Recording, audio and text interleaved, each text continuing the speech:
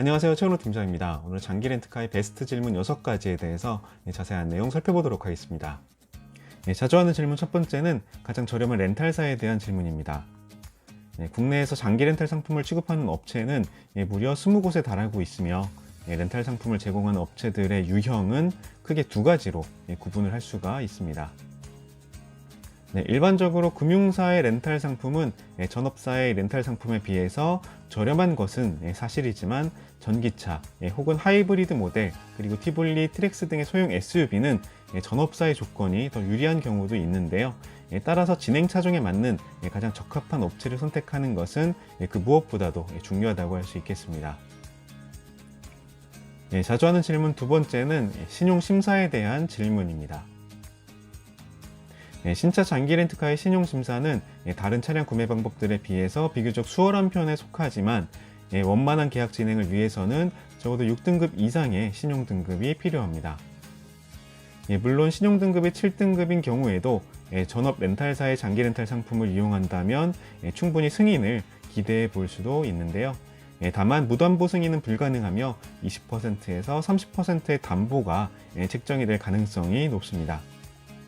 더불어서 렌탈사가 책정한 담보는 보증보험으로 대체를 함으로써 그 비용을 최소화하는 것도 가능합니다. 자주 하는 질문 세 번째는 월 렌탈료를 결정짓는 요인에 대한 질문입니다. 앞서 말씀을 드린 것처럼 신차 장기 렌트카의 월 렌탈료는 진행 업체에 따라 달라질 수 있지만 계약 조건을 어떻게 설정하느냐에 따라서도 큰 폭으로 변동이 생길 수가 있습니다. 물론 장기 렌탈 취급사에 따라서 계약 기간 혹은 약정 거리와 같은 조건이 고정이 되는 업체들도 존재하는데요. 따라서 위의 계약 조건들을 미리 최 팀장에게 말씀을 해주신다면 가장 적합한 견적으로 설계를 도와드리도록 하겠습니다. 자주 하는 질문 네 번째는 보증금과 선납금에 대한 차이에 대한 질문입니다. 신차 장기 렌트카의 초기 비용 조건은 선납금과 보증금 두 가지가 존재합니다. 어떤 조건을 선택하느냐에 따라서 월 납입금에는 큰 차이가 생길 수가 있는데요.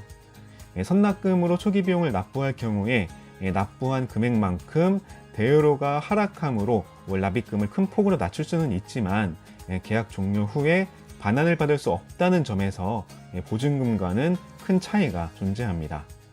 따라서 총 납입 금액을 절감하는 것이 목적이라면 보증금 거치를 통해서 렌탈료를 할인받는 것이 더 합리적인 선택이 될 수 있겠습니다. 자주 하는 질문 다섯 번째는 차량의 명의에 대한 질문입니다. 신차 장기 렌트카라는 차량 운용 방법은 기본적으로 대여의 성격인 만큼 차량의 법적인 소유권자는 렌탈사로 등록이 되고 있는데요. 물론 계약 기간이 종료가 된 뒤에 차량을 인수하게 된다면 차량의 소유권을 가져올 수도 있습니다. 장기 렌탈 차량의 인수는 기본적으로 계약자 명의로만 가능하지만 업체에 따라서 가족 명의로 인수가 되는 경우도 존재합니다. 자주 하는 질문 여섯 번째는 모든 차량을 이용할 수 있는지에 대한 질문입니다. 국내법상 렌탈 차량을 통한 유상 운송업이 금지가 되어 있는 만큼 화물 차량 및 밴 모델의 경우에는 장기 렌트로 이용하는 것이 불가능합니다.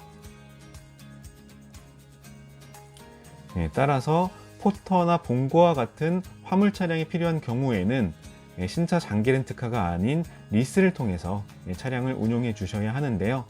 다만 리스의 경우에는 고객 명의로 대출을 실행하는 방식인 만큼 심사 조건은 렌트보다 조금 더 까다로운 편입니다. 네, 오늘 영상이 여기까지인데요. 관련해서 궁금한 점은 언제든 부담 없이 문의 주시기 바랍니다. 최현호 팀장이었습니다.